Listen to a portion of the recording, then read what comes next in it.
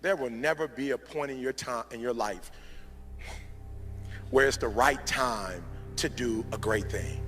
If you're waiting for that perfect moment, that perfect timing, it's not going to happen. You know what you have to do? You have to create the perfect time and the perfect opportunity and the perfect situation. So that a lot of people become comfortable. They stop growing. They stop wanting anything. They become satisfied. People getting ready to go to jobs that they don't like. Jobs that are making them sick. You see, when you're not pursuing your goal, you are literally committing spiritual suicide.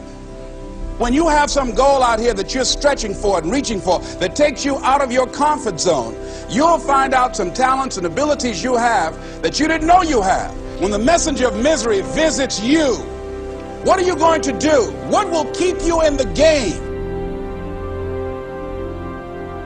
There are things that you think you'll never need to know, that you may only need to know one time in your life, but that could save your life because you had that knowledge.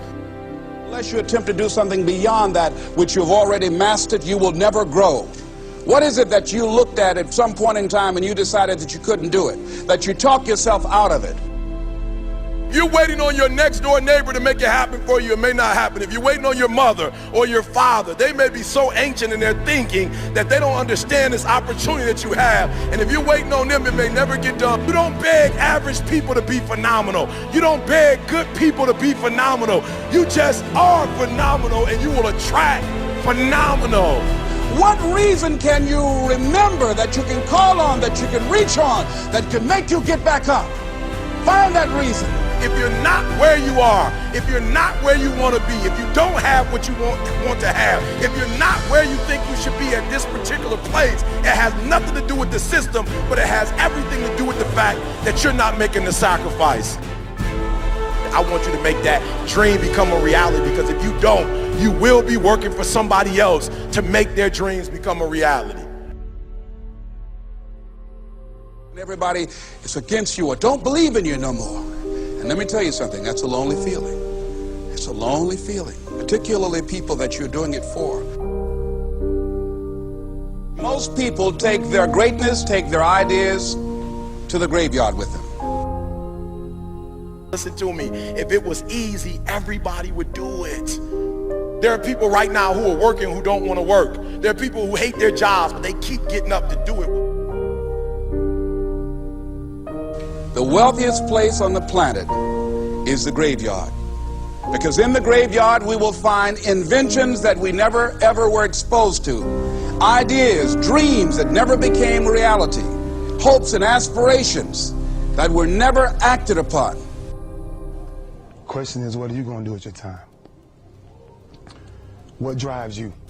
And greatness is a lot of small things done well. Day after day, workout after workout, obedience after obedience, day after day. When things don't work out for you, when things happen that you could not anticipate, what are the reasons that you can think of that can keep you strong? You will never ever be successful until you turn your pain into greatness, until you allow your pain to push you from where you are to push you to where you need to be. Stop running from your pain and embrace your pain. Your pain is going to be a part of your prize, a part of your product. I challenge you to push yourself. See, it's easy to be on the bottom. It doesn't take any effort to be a loser. It doesn't take any motivation, any drive in order to stay down there on a low level. But it calls on everything in you. You have to harness your will to say, I'm going to challenge myself. I mean that what you did last week don't count.